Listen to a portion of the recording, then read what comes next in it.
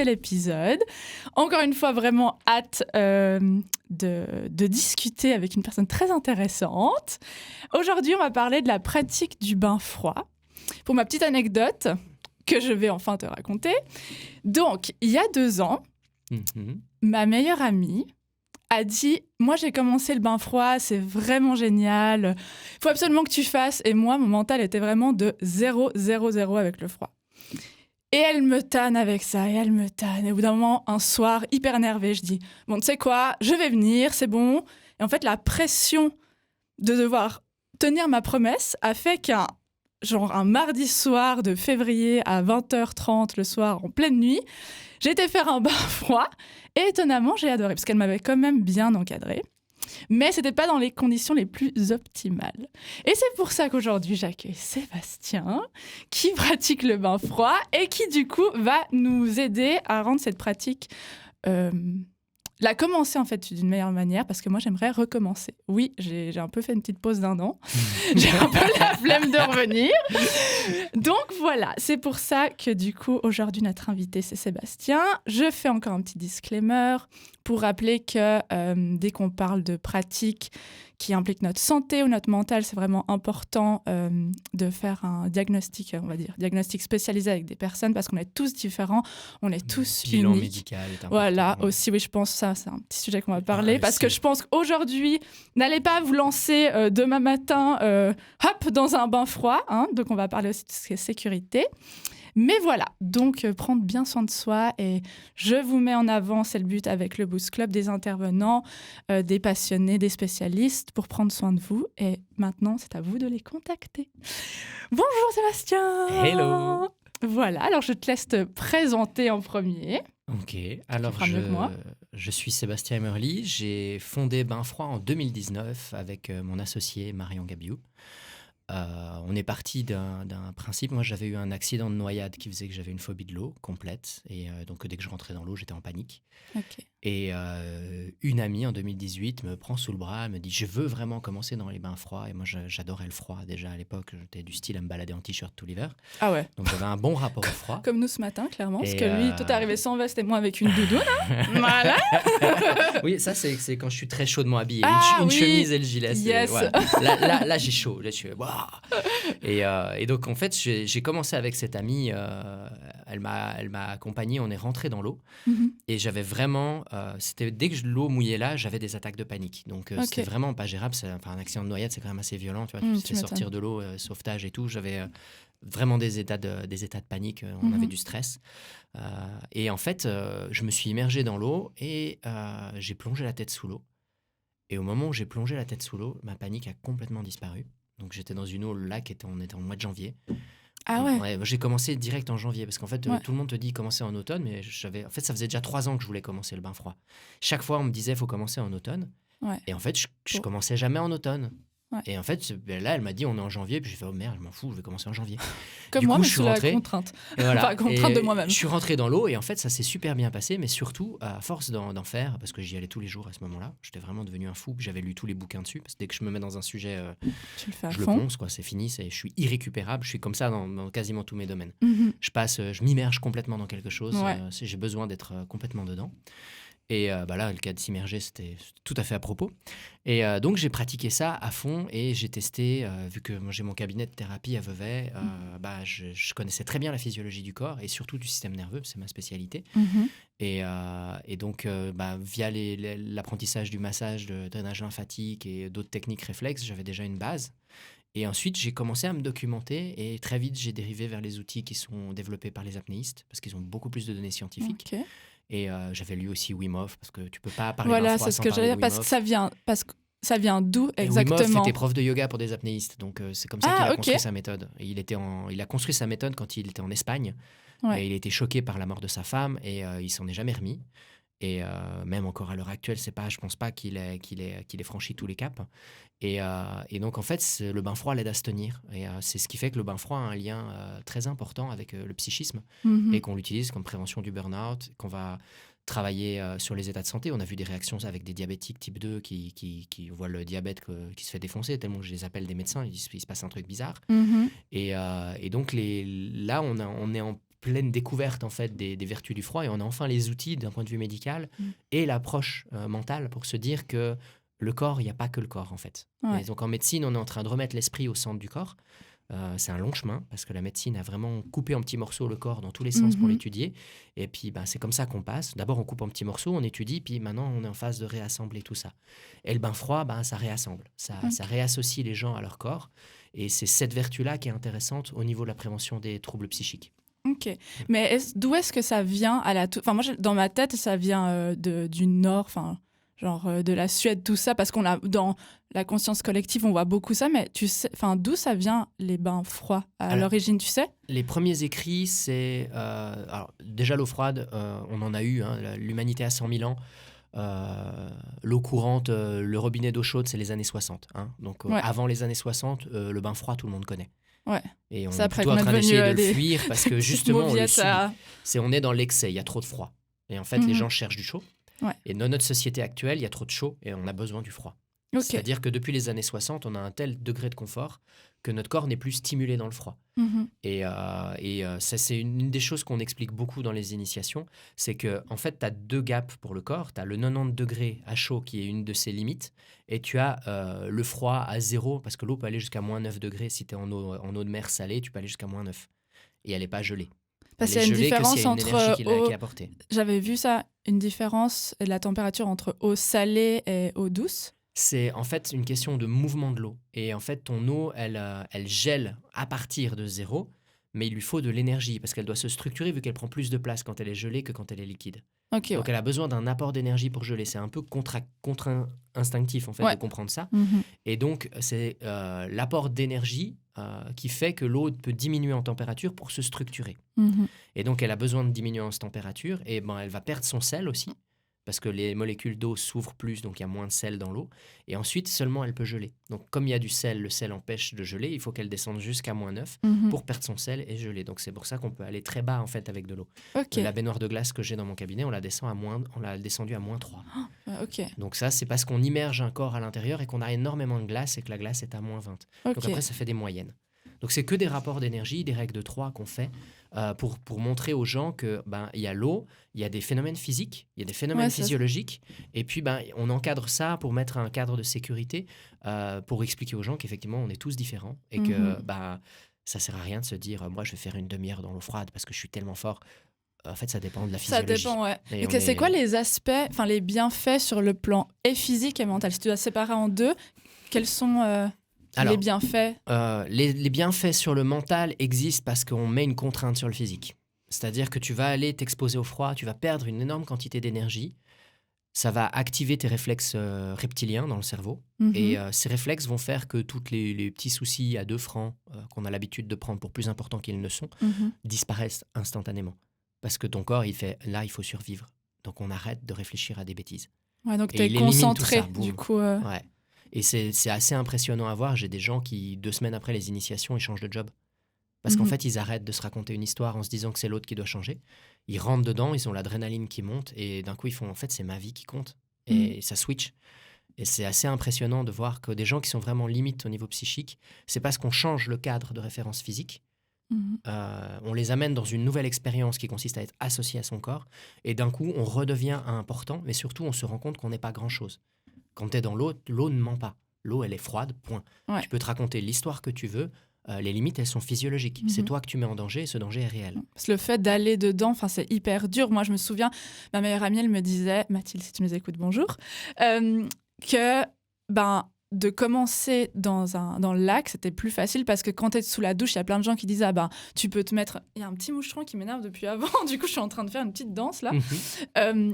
Qu'en fait, t'as la vision de ton robinet eau chaude, eau froide, et que c'est tellement facile à en fait vite mettre eau chaude, mais que du coup, en fait, tu dois tellement... C'est un challenge mental de devoir aller dans le lac. Moi, je me souviens, j'ai commencé à mettre les pieds, et elle m'a dit après, réfléchis pas, on parlera dans le 2e épisode de plus vraiment la pratique en elle-même, mais en fait, ça a plus un aspect, des effets, des bienfaits sur le mental que le physique, tu dirais ?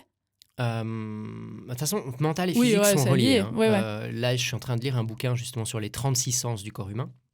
Donc 32. Donc on était 5 de base, mais en fait, il y a plein de sous-sens dedans. Il y a interoception, proprioception et ainsi de suite. Donc c'est vraiment que le corps humain est il y a beaucoup plus de senseurs qui sont actifs.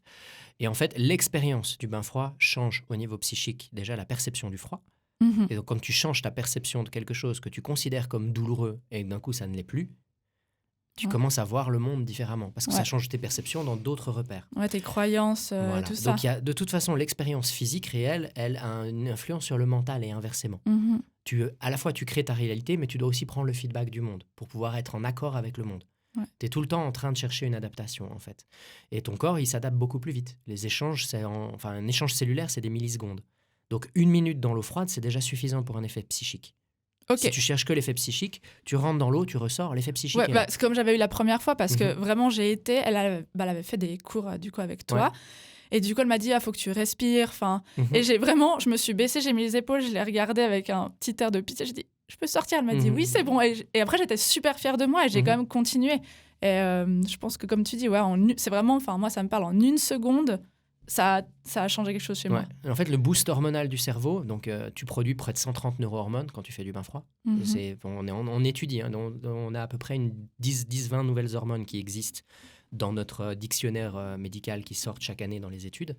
Et le cerveau produit des hormones qui sont intra-cerveau, donc ça veut dire qu'on ne les connaît pas, parce qu'on n'arrive pas à étudier chaque neurone qui produit sa petite hormone, ces machins, ces trucs spécifiques et tout. Et donc, on découvre qu'en fait, il y a vraiment une énorme quantité de neurohormones dans le sein du cerveau. Et le bain froid, comme il crée une énorme stimulation de l'ensemble des nerfs de la peau, ça va remonter au niveau du cerveau, parce qu'on a tout ce qu'on appelle l'homo onculus, qui est la manière que tu as de percevoir ta réalité corporelle, qui va être stimulée d'un coup par le froid, parce que tu sens tout ton corps. Et en fait, ça produit énormément d'hormones, plus les réflexes naturels, des réflexes par exemple, moi, quand on donne l'initiation, c'est plonger la tête sous l'eau. Nous, on le conseille fortement parce que tu enclenches des réflexes parce que le nerf de la face, il fonctionne différemment. Il a vraiment un moment où il déclenche un phénomène de relâchement dans tout le corps dès le moment où tu es immergé. C'est le réflexe d'immersion. En apnée, on appelle ça le diving reflex. Et c'est ce réflexe-là qui est le plus important, en fait. De tous les réflexes, c'est celui qui produit l'état de relâchement musculaire dans l'eau. Et du coup, j'entends plein de gens qui disent que quand ils mettent la tête sous l'eau, ils aiment moyennement parce que du coup, je vois dans ton regard, parce que du coup, t'as l'impression que ça compresse. Moi, je ne l'ai pas fait. Ils ont l'impression que ça compresse parce que quand ils s'immergent, ils descendent, puis le corps, il est en mode on veut sortir, en fait.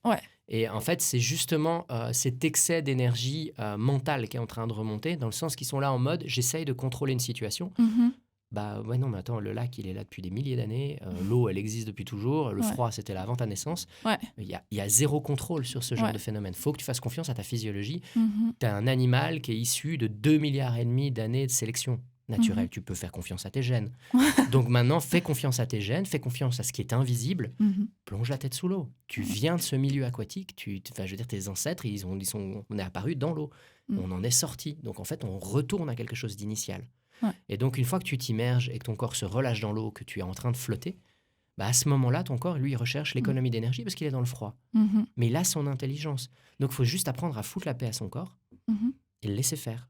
Et c'est là où, pour moi, c'est le plus important, et je le répète chaque fois à chaque initiation, si vous n'immergez pas la tête, vous ne faites pas l'expérience du bain froid. Donc je dois recommencer mon initiation. Mais c'est ce que je voulais faire de toute façon. Et puis, les bienfaits sur le corps à proprement dit, du coup, c'est quoi ? Alors, sur le diabète type 2, par exemple, le diabète type 2, c'est un problème génétique. C'est-à-dire qu'on a une résistance à l'insuline qui se fait au niveau de la modification de réplication du génome dans le corps. Et donc, c'est de l'épigénétique. On est clairement sur une maladie un peu qui touche à l'épigénétique. Et en fait, cette stimulation par le froid va créer une énorme dépense calorique. Ce qui fait que le diabétique, comme il a du sucre dans le sang, mais qui ne peut pas le consommer parce qu'il y a une résistance cellulaire à l'insuline, qui permet la consommation du sucre, cette résistance, elle n'a plus lieu d'être parce qu'il y a danger de survie. Et quand il y a danger de survie, les cellules se réorganisent. C'est le principe de l'adrénaline. L'adrénaline vient stimuler au niveau de l'ADN des réflexes dans la manière dont on réplique les réactions chimiques à l'intérieur de la cellule. Et donc, ça va rebooster tout ton système au niveau de l'ADN. Et donc, les télomères de tes cellules d'ADN se rallongent à nouveau. Il y a tout un réflexe de rajeunissement qui se met en place. Et plus l'exposition au froid est longue, plus tu vas booster en fait ta production d'hormones de croissance. Ok. Et la production d'hormones de croissance fait un rajeunissement des tissus. Les premiers effets que tu vois, c'est pour ça que nous, on a l'initiation qui est assez longue sur 5 sessions. C'est parce qu'en fait, il y a besoin de 10 jours d'adaptation pour le corps. Donc, on a mis sur l'espace d'adaptation du corps. Et on a dit, on accompagne les gens durant tout ce schéma-là. Parce qu'en fait, il y a de toute façon, comme toute chose nouvelle, ta phase d'excitation, ta phase de rejet, ta phase d'acceptation, ta phase de maîtrise. Et donc, en fait, on s'est dit, 4e jour, on est en phase de maîtrise. Oh, on va leur mettre un petit coup de méditation pour finir le travail. Et puis après, tu as le 5e jour, tu as la phase de je m'en fiche, je fais comme j'ai envie. Et je suis enfin libre avec l'outil. Et donc, c'est les 5 fois de nos initiations, c'est de rentrer dans ces phases-là et d'accompagner les gens dans ces phases et d'arriver jusqu'au bout. Il y a des gens qui viennent avec des blessures parce que du coup, là, nous, on parle beaucoup de rapport au sport. Et les bienfaits que ça peut faire nous en tant que sportifs, ou même sportifs, j'entends toujours les personnes professionnelles ou qui vont faire une fois par semaine du fitness. C'est quoi qu'est-ce que ça peut apporter? Par exemple, si moi je me suis déchiré les ischios ou j'ai une inflammation là de l'épaule, est-ce que ça peut apporter quelque chose? Déjà, quand je prends quelqu'un en initiation, je demande un bilan médical, c'est-à-dire qu'il me faut qu'elle me dise exactement ce qu'elle a, ce qu'elle n'a pas, pour que je sache. La deuxième chose, c'est que je vais débrouiller les douleurs. Ça veut dire que la douleur, elle change quand tu rentres dans l'eau. Par exemple, tu as des zones où tu n'as pas du tout mal. Quand tu es en dehors, tu rentres dans l'eau, puis tu te réveilles avec des douleurs à l'épaule, des machins. Puis tu vois, mais le bain froid, ça m'a réveillé des douleurs. Comme les gens qui disent quand il fait froid, il y a plein de gens en hiver qui disent j'ai hyper mal partout. Les articulations en particulier. Parce qu'en fait, comme le froid, il te demande de consommer et de produire de la chaleur en contrepartie, il diminue aussi ton niveau de chaleur, mais il diminue ton état inflammatoire. Donc la vertu anti-inflammatoire fait que les zones enflammées, tu les remarques mieux, parce que si c'est l'ensemble de ton corps qui baigne dans un état inflammatoire léger, les zones enflammées, tu les sens moins au niveau nerveux, parce que y a pas de différence. Donc les nerfs, ils s'excitent plus. Il fait, moi, je suis excité parce que c'est enflammé. Puis l'autre fait, ouais, moi aussi. Puis bon, on n'a rien à dire alors. Puis tout le monde se teste, ça devient la norme. C'est un peu comme les discussions de comptoir, tout le monde est d'accord, il n'y a plus personne qui en parle. Donc les nerfs fonctionnent exactement la même chose que des gens dans un comptoir. Et donc quand tu arrives avec ton bain froid, tu prends la moitié des gens, tu leur fais vivre une expérience vraiment incroyable, forcément les autres ils vont s'exciter à côté. Donc cette différentielle qui existe, ça veut dire que tu as diminué l'inflammation dans la circulation sanguine et tout, et donc ça montre au nerf qui signalait de l'inflammation à un endroit qu'en fait lui il est différent par rapport aux autres. Et là ton cerveau il fait il se passe un truc. Et en fait ça va réveiller les états inflammatoires qui sont déjà présent dans ton corps. Donc en fait, le bain froid ne provoque pas de douleur, il révèle ce qui est déjà là. Et c'est ça qui est important de comprendre. Si tu montes en tension et puis que tu es complètement stressé, l'angoisse, elle était avant que tu rentres dans l'eau. Oui, c'est pas l'eau qui va t'en libérer, c'est à toi de le faire. Donc c'est aussi un travail où le bain froid va juste révéler les problématiques. Et quand on fait l'accompagnement, j'explique toujours, ça va pas remplacer votre ostéopathe, ça va pas remplacer votre médecin et ça remplacera pas votre psychiatre. Non, ça ne fait pas ces choses-là. Ça va vous aider à trouver des ressources. C'est une ressource à part entière. Vous allez vous connecter avec des gens qui pratiquent et qui vont vous respecter dans votre différence parce que votre morphologie fait vos limites. Et parce que vous êtes en acceptation de vos limites réelles, vous commencez à vous réorienter dans le monde d'une manière plus rationnelle, fonctionnelle et réelle en fait. Donc c'est une reconnexion à ce réel-là. Et la partie méditative qu'on met, on travaille sur le body scan. On travaille sur scanner les douleurs du corps partout où elles sont. Et j'ai mal à l'épaule, j'ai mal à tel endroit. Moi qui suis en massage, j'ai souvent des problèmes aux articulations. Il y a de l'usure, il y a de l'arthrose. Ces zones-là, elles vont beaucoup plus se signaler. Elles vont sembler très chaudes quand tu es dans l'eau. Et c'est ça qui est paradoxal. Tu es là et tu dis, je sens, ça tend et ça relâche. Et donc, tu as tes phases de crise et ensuite de libération. Donc, pour les gens qui ont de l'arthrose, des blessures et ainsi de suite, ça va aider parce que tu vas booster l'hormone de croissance si tu t'exposes longtemps. Et ensuite, quand tu vas avoir le tremblement, c'est un effet de release traumatique. Donc, ça veut dire que ton trauma, tu t'es tapé l'épaule quelque part, il a figé. En fait, le tremblement va l'aider à défiger. Si tu accompagnes le tremblement, par exemple, tu as une épaule douloureuse et que tu dis « Ok, je tremble, j'aimerais bien diriger le tremblement jusque dans l'épaule pour créer du mouvement à l'intérieur et libérer la zone. Tu peux diriger ton mouvement par ta pensée pour l'amener à libérer les zones qui ont été blessées. En fait, je remarque que c'est vachement... c'est plus psychologique comme pratique que ce que je pensais. Il y a beaucoup, il y a beaucoup. En fait, il y a énormément de choses qu'on peut faire avec le bain froid parce qu'il va t'amener dans un état de transe. Il va t'amener dans un état de conscience modifiée, en fait. Tu rentres dans un état comme la méditation. Donc, dès le moment où tu es dans cet état, il est fait pour que tu te soignes. Donc, tu peux diriger cet état vers les choses que tu as besoin de faire. Et donc, ça, c'est important. Il te remet dans la réalité de ton corps, parce que tu as des limites physiques, Et une fois que tu as fini d'être avec la réalité, tu prends ton instant méditatif et tu diriges ton état méditatif pour aller là où tu as besoin de travailler. Et donc, c'est au niveau psychocorporel, c'est très fort. C'est pour ça qu'on l'utilise justement dans la gestion du trauma. Et pour le système immunitaire aussi, ça marche ? Oui, mais je vais dire quelque chose qui va à l'inverse de la logique. Ça diminue en fait le nombre de cellules. Parce que ton système immunitaire, il est puissant quand il est peu nombreux. Quand il y a beaucoup de cellules immunitaires, ça veut dire que tu as un problème d'infection. Donc en fait, et qu'en principe, c'est des vieilles cellules, c'est pas des cellules jeunes. Et donc il faut diminuer. Des vieilles cellules. Ouais, en fait, le système immunitaire se divise en nombre de cellules en fonction de l'infection. Le bain froid, comme il ramène le sang vers le centre du corps, il amène donc tous les liquides vers le centre, donc ça passe par les ganglions lymphatiques, là où il y a les systèmes de défense. Les virus, eux, ont besoin d'un 36 et très humide pour bien vivre. En 36 et 36,5, 37, c'est leur zone où ils se reproduisent facilement et où ils sont très en forme, virus et bactéries. Et donc, quand tu arrives dans le bain froid, quand tu vas dans une eau comme là, actuellement, la 8,5, tu te mets dans l'eau à 8,5, ta bactérie, ton virus qui est sur toi, il prend une grosse secouée. Ouais. Et en fait, dans les pores de la peau, tu as des cellules dendritiques qui sont donc tu as 25% de ton épiderme est recouvert de cellules immunitaires. C'est des cellules dendritiques. Donc, elles sont là avec des petites mains comme ça, comme des pièges. Puis, tu as ton virus complètement assommé par le froid qui arrive. Puis, pouf, il l'attrape et il part au ganglion pour dire tiens, je vous présente ça. Maintenant, on construit de la défense. Et donc, dedans, tu vas avoir une cellule T-mémoire qui va choper la mémoire de ce virus. Et puis, la prochaine fois qu'il passe, la cellule T-mémoire, elle le repère direct et elle va le tuer d'entrée de jeu. Donc, la cellule T-mémoire ne produit pas d'inflammation. Ça veut dire que c'est une réaction au virus par apprentissage.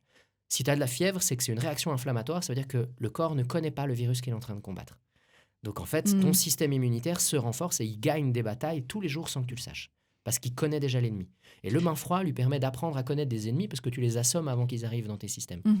Donc, le bain froid assomme le virus et la bactérie. J'aime bien cette image avec un gros coup de marteau, boum. Puis, tu as l'autre qui arrive, puis tu as le flic qui embarque. Et puis, hop, allez, hop, dans le panier à salade. Et c'est terminé. Donc, c'est un peu un cliché, en fait, de dire... Parce qu'il y a plein de gens, leur excuse, c'est « Non, mais je vais pas me baigner, il fait trop froid. » Enfin, tu vois. Ouais. Mais si tu te baignes et que tu tombes malade après, c'est que tu étais déjà malade avant de rentrer dans l'eau. Tu as activé ton système immunitaire, donc tu as activé la réaction. Ah, ok. Ouais. Et même, on a la même chose avec le drainage lymphatique. Quand on fait du drainage lymphatique à quelqu'un qui a un rhume depuis une semaine, je sais que le lendemain, il fait 38,9 de fièvre. Ouais, bah en fait, c'est sorti, ouais. Exactement. Donc, en fait, il se donne le droit et le temps d'être malade. Et... C'est une autorisation à prendre le temps. Ouais, alors ça, prendre le temps, c'est important. Si vous n'arrivez pas à trouver d'excuses pour votre patron parce que vous n'êtes pas bien, faites un bain froid, vous serez complètement malade le lendemain, et là, il vous dira pas non. Ouais, donc, ça peut être un bon truc. C'était le tips de Seb. J'adore. Et du coup, avant, on parlait de température, eau douce, eau salée.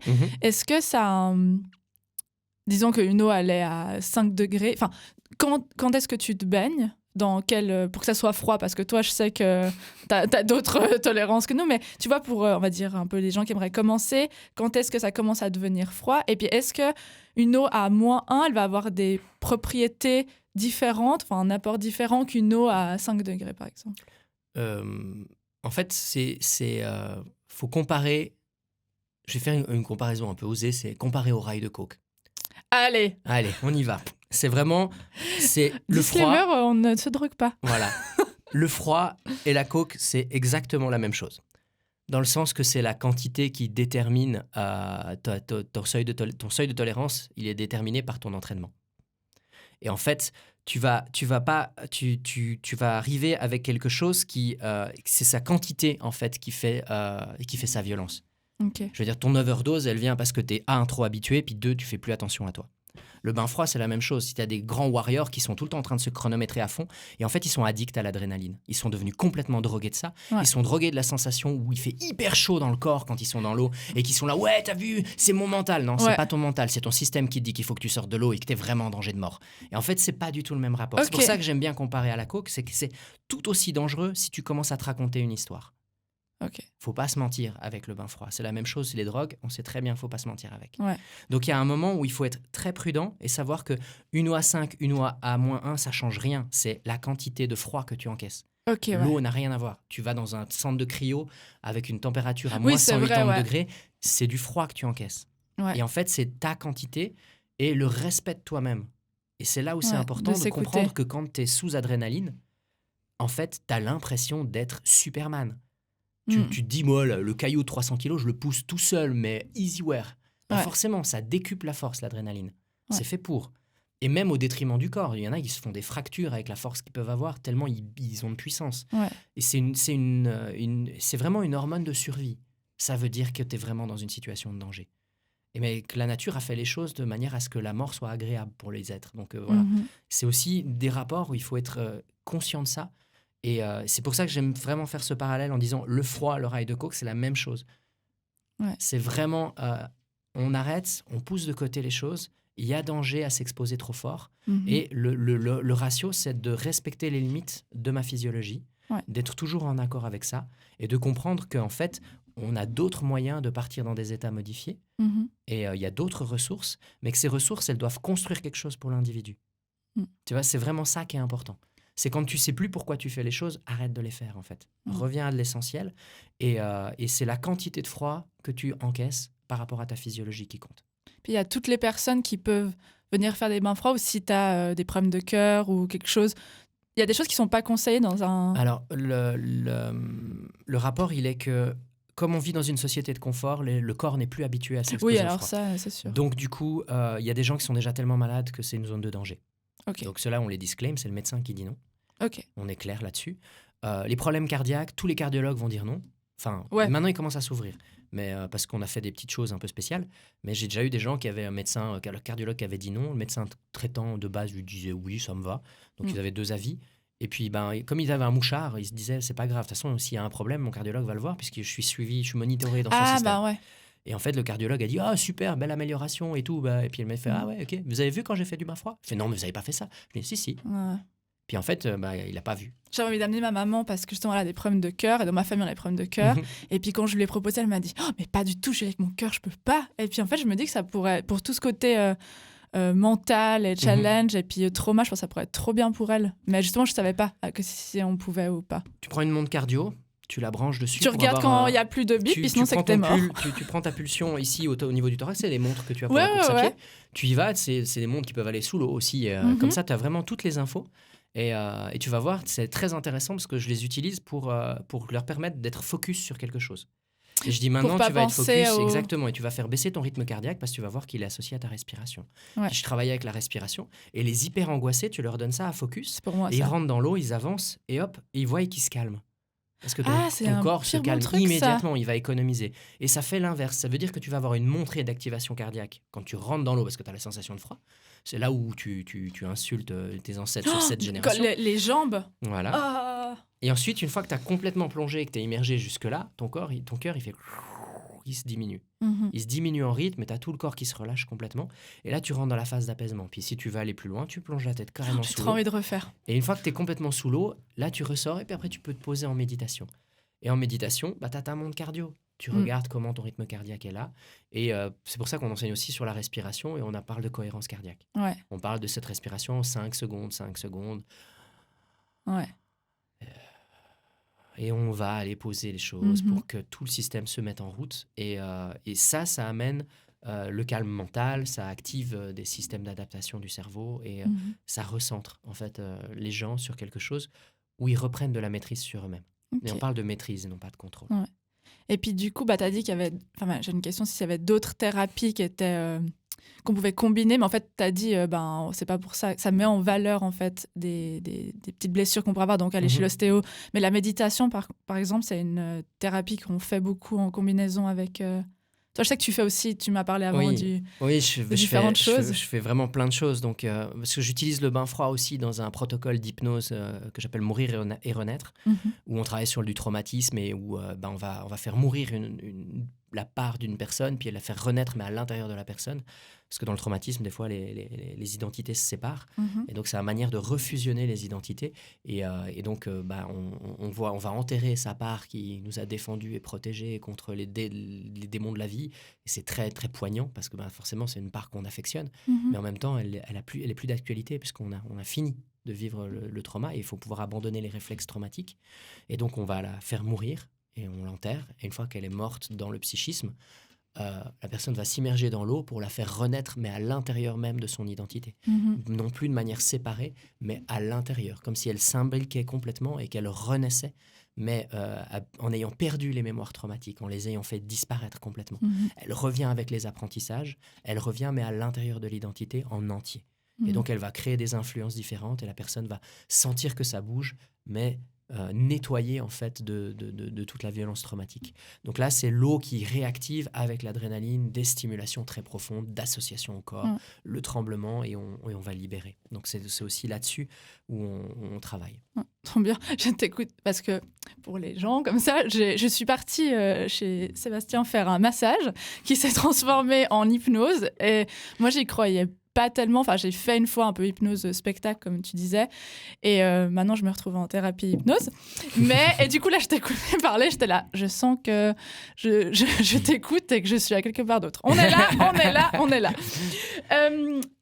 Je me réjouis vraiment de parler de tout ce qui est dans le deuxième épisode plus pratique. J'avais une dernière question pour ça, le rapport chaud-froid. Parce que comme je disais, ça part, moi, dans ma tête, c'était tu vas faire un sauna, après tu te mets dans un bain froid. D'ailleurs, petite anecdote, j'ai recommencé le fitness, mais vraiment un peu fort. Et du coup, j'ai été faire un sauna. Et j'ai été 3 fois, j'aime bien. Puis maintenant, depuis que j'avais fait il y a 2 ans l'eau froide, ça me dérange pas de me doucher froid après. Et du coup, je me suis dit, super, je regarde un peu sur Internet. Ne pas faire ça. Arrêtez de regarder sur Internet n'importe quoi. Je vais en faire l'expérience. Du coup, je vois 15-20 minutes sauna. Je me dis, ok, à savoir que je supporte pas très bien les saunas parce que dans ma famille, on a des problèmes de cœur. Je vais. À 15 minutes, je me dis, bon, allez, c'est un peu, voilà. Je sors et je me suis mis sous la douche froide direct pendant 4 minutes. Je suis sortie, heureusement qu'il y avait une chaise. J'ai réussi à me mettre. Je voyais tout tourner et en fait, je sentais que j'allais partir dans les pommes, sauf qu'il y avait personne. Tu as fait un malaise vagal. Ah ok, voilà. Et du coup, c'est une montée, c'est la baisse de tension. Ton cœur n'a pas supporté l'arrivée du sang chaud. Horrible. Et le sang est beaucoup trop chaud, donc il surréagit. C'était horrible. Ouais. En fait, quand tu mets le bol d'eau glacée, c'est quand tu te verses le bol d'eau glacée, c'est immédiat et c'est instantané, mais surtout il est froid. Très froid. Et ça descend d'un coup. Et ça te permet à ton corps de gérer, parce qu'il faut quand même qu'il gère en fait ces variations. Et donc l'exposition au froid après le sauna, tu vois les trucs en Finlande, les mecs qui courent, mais ils sont surtout ultra habitués au froid. Voilà, c'est ça. Est-ce que c'est bon de le faire, ce rapport chaud-froid, ou c'est pas bon? Alors, il est excellent, mais encore une fois, il faut le faire avec le respect de soi-même. Et le malaise vagal à la sortie du sauna, surtout après 20 minutes d'exposition, il est normal. Mais je vais peut-être parler plus du fait que faire du froid quand on fait du sauna, c'est pas faire du bain froid. Oui, non, c'est différent. C'est vraiment pas la même chose. Si tu veux, pour activer l'hormone de croissance, tu as 4 leviers. Tu as le sport, le jeûne, le bain froid et le sauna. Ok. Donc, si tu fais 15 minutes de sauna à 90 degrés, tu vas commencer à produire de l'hormone de croissance. Parce que tu es en train de créer un stress à ton corps suffisant pour qu'il se réveille et qu'il commence à produire de l'hormone de croissance. Donc, tu actives son pouvoir d'auto-guérison. Si tu fais du bain froid, tu vas l'activer aussi. La même chose, c'est une exposition qui va plus loin que juste produire des neurohormones, juste de se plonger dedans. C'est quand tu commences à vivre du tremblement c'est d'être à l'aise dans l'inconfort, en fait. Ouais. Le jeûne, c'est la même chose. Tu fais 2 jours de jeûne. Wim Hof, par exemple, il a 1 jour de jeûne par semaine. Okay. 1 jour complet, et il fait du jeûne intermittent le reste du temps. Donc, il a l'habitude de jeûner. Et enfin, le sport, voilà, tout le monde le sait, faire du sport, ça aide à produire une augmentation de l'hormone de croissance. Donc ça, c'est les 4 piliers qui te permettent de t'entretenir et de te maintenir en bonne santé. Et après, bien entendu, on est ce qu'on mange et ton alimentation va jouer un rôle.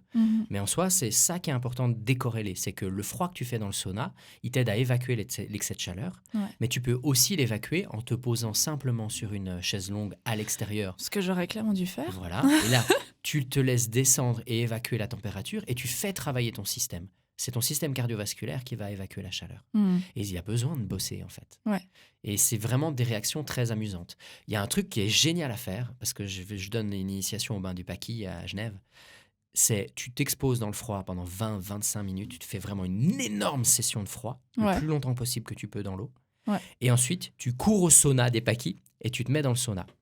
On a fait ça avec un de mes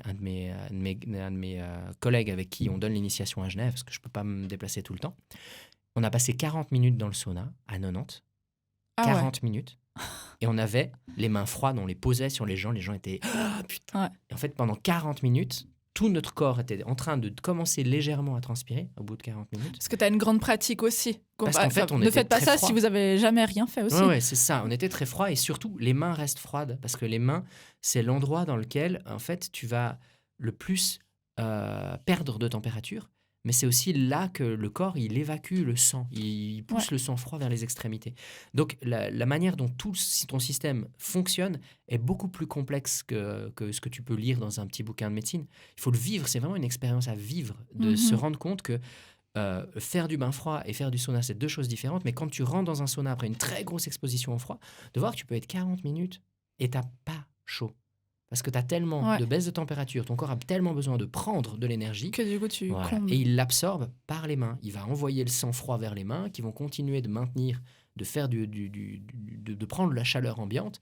Et tu vois tout ton corps qui s'agende. En fait, tu as des zones qui vont être plus chaudes plus vite, puis tu sens bien qu'il y a des différences. Et tu vois comment le corps, il range en fait la température partout. Et ça, c'est fou à vivre. Et tu as des sensations. Par exemple, tu fais de la hutte de sudation. Ça, j'ai entendu parler. Mais moi, j'ai l'impression que jamais je supporterais. Tellement chaud. Puis en même temps, tu as la prise à terre parce que tu as le froid dans les pieds parce que c'est de la boue. Et tu sens vraiment cette énergie qui t'amène vers le sol. Puis c'est incroyablement intense. Parce qu'en fait, ton corps, il a tellement chaud. Il a besoin d'évacuer cet excès de chaleur. Du coup, il envoie le sang chaud vers les pieds. Parce que les pieds sont en contact avec le froid. Je savais pas que c'était froid. Je pensais, moi qui suis claustro, j'étais là, alors, dans un truc fermé. Il fait chaud, mais t'as les pieds du coup dans le froid. Dans la terre, ouais. Ah ouais, ça. Et en fait, moins angoissé. C'est de la vapeur d'eau à fond. Donc t'as beaucoup de vapeur d'eau dans la hutte de sudation. Et le fait d'être en contact avec le sol, d'être vraiment, quand t'en as qui te la font vraiment bien chaude, la hutte de sudation, je peux te dire, tu te couches par terre dans la boue. T'es vraiment, t'es en maillot de bain, t'es couché dedans. Tu cherches le froid, en fait. Ouais. Et en fait, tu sens ton système, quand t'as les pieds dedans, tu sens que toute la chaleur qui est dans ta tête, parce que c'est là où c'est le plus chaud vu que c'est en haut, tu sens que ton système vasculaire, il fait descendre le sang et c'est comme si tu as l'impression qu'il ne le fait pas passer par le cœur. Ouais. Il le fait, hop, ça évite et ça va dans les pieds. Et tu sens qu'il va chercher ce froid dans les pieds, en fait, qu'il envoie d'un coup beaucoup plus de sang dans les pieds. Ouais. Et ça fait vraiment cet effet d'énergie qui est très intense. Et c'est une expérience que j'encourage tout le monde à vivre, en plus de l'expérience mystique de la hutte de sudation. Ce que j'encourage en tout cas, c'est d'écouter l'épisode suivant qu'on va faire pour la pratique. Donc on va clore le premier parce que c'était hyper complet. Merci beaucoup, je trouve que tu es quelqu'un de trop intéressant. Mais je t'avais déjà dit, pour moi je t'ai rencontré il y a super longtemps parce que je t'avais remarqué dans Vevey. Ouais. Et que, je sais pas, tu m'impressionnais et il y avait un truc. Et en fait, maintenant que je sais que tu fais de l'hypnose et que je suis un peu... T'es quelqu'un de super enrichissant, intéressant. Merci, et complet, et tellement professionnel, et tout un lien, et c'est un espèce de flux. Enfin, je trouve ça trop, trop bien. Donc, merci beaucoup. Peut-être tu peux déjà dire où est-ce qu'on peut te retrouver, l'adresse de ton cabinet, tout ça. Alors, j'ai mon cabinet à la rue d'Italie 33 à Vevey. C'est là où vous avez une baignoire dans une salle d'attente, une vieille baignoire en fonte qu'on utilise quand on fait des événements à l'extérieur et dans lequel on adore plonger les gens dans l'eau glacée avec une grande vue sur le lac. Exactement, c'est le bisutage avant c'est les petits sujets en plein été, on adore faire ça. Et donc mon cabinet est facile à trouver, je suis en pleine rue, je suis en rue passante, j'ai vraiment pignon sur rue. Ouais. Et en fait, donc là, c'est mon cabinet d'hypnose et de massage où je travaille beaucoup en hypnomassage parce qu'il y a beaucoup de systèmes de relaxation que j'aime bien utiliser. En baignoire de glace pendant les périodes estivales, parce que là, maintenant, c'est le lac, donc les gens, le lac est juste à côté. S'ils veulent un massage après s'être baigné, ils se baignent et puis ils peuvent venir direct, et puis c'est OK, trop ça, bien. Je le fais aussi. Et on a bainfroid.ch qui est notre plateforme pour tout ce qui est de l'enseignement, où on enseigne avec 5 fois 1 heure, on a des vidéos théoriques qui sont aussi complètes que moi, je vous saoule aussi efficacement que dans ce podcast, mais avec en plus des données, des machins et tout. Et donc, je mets vraiment un énorme contenu pratique, visible, vivant, réel, de physiologie, de fonctionnement humain. Et ensuite, on passe à une phase de 1 heure de pratique où on va pratiquer chaque fois des étapes d'adaptation du corps. Et donc ça, on donne à Genève, Lausanne, Vevey, Nyon et l'année prochaine, ce sera Morges aussi. Donc on est sur toute la zone, on est une équipe de 5 et on est totalement accro au froid. On va avoir plein d'autres trucs qui vont arriver prochainement encore. Pas d'excuses pour aller. En tout cas, moi, j'ai décidé de... Là, je pars au chaud, du coup, pendant un moment. Mais après, j'ai trop envie de recommencer. Et encore, j'avais envie, mais j'avais besoin d'un petit coup de boost. Qu'à le dire pour le... Ouais, clairement. Voilà. À quoi que ça sert, cet épisode, ça sert à ça. Pour venir, parce que il y a l'aspect mental que j'avais trop envie de travailler encore. Enfin... ça m'intéresse encore plus maintenant, encore plus que l'aspect physique. Donc, on va clore ce premier épisode ensemble. N'hésitez pas à parler autour de vous de ce podcast, de mettre 5 étoiles. Comme j'ai dit, vous pouvez en mettre 2 ou 3, mais juste expliquez-moi. J'attends beaucoup de retours parce que le but, c'est vraiment d'échanger tous ensemble, de pouvoir dire ce qu'on peut améliorer, ce que vous avez envie d'entendre, ce que vous avez envie de ne pas entendre, toutes ces choses. Donc, n'hésitez pas. N'hésitez pas à recommander aussi cet épisode spécialement à un ami, histoire de trouver un binôme. Moi, je regarde Déborah. De trouver un binôme pour aller se baigner ensemble. Voilà. Et voilà, c'est parti. Donc, merci d'avoir écouté le Boost Club et je vous dis à très vite pour un nouvel épisode. Ciao.